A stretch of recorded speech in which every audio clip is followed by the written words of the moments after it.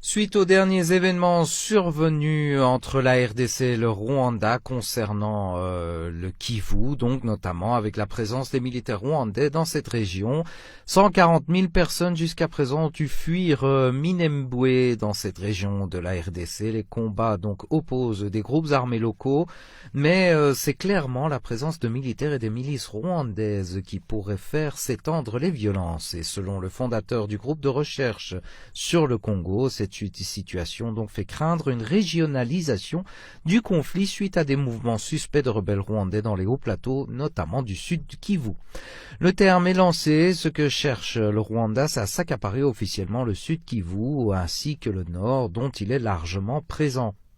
Les tensions entre le Rwanda et le Burundi pourraient aussi s'expliquer avec cela et pour cause Kigali accuse régulièrement Bujumbura de provoquer des conflits notamment dans les frontières entre les deux pays. En fait, le scénario serait que le Burundi est en train d'empêcher le Rwanda de s'installer entièrement dans les régions notamment du nord, mais surtout du sud du Kivu qui est frontalier avec donc le Burundi. C'est ce qui sera à la base des instabilités dans cette région congolaise. Et outre ces affrontements, l'armée congolaise tente aussi d'apaiser les tensions survenues encore, donc notamment ce week-end des 22 et 23 juin. Le porte-parole de l'armée congolaise a affirmé: nous confirmons que Yakutumba utilise les rebelles venant des pays étrangers avec pour mission de piller les biens et terroriser la population congolaise. Nous, l'armée, ne pouvons pas laisser notre population souffrir comme ça. Nous allons les défendre jusqu'au sacrifice ultime, a-t-il affirmé.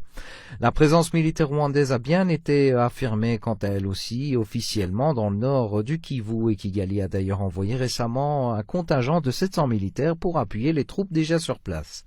Lors de la réunion entre le président congolais Félix Tshisekedi et le président rwandais Paul Kagame, les forces armées rwandaises ont pu se positionner officiellement dans le Kivu.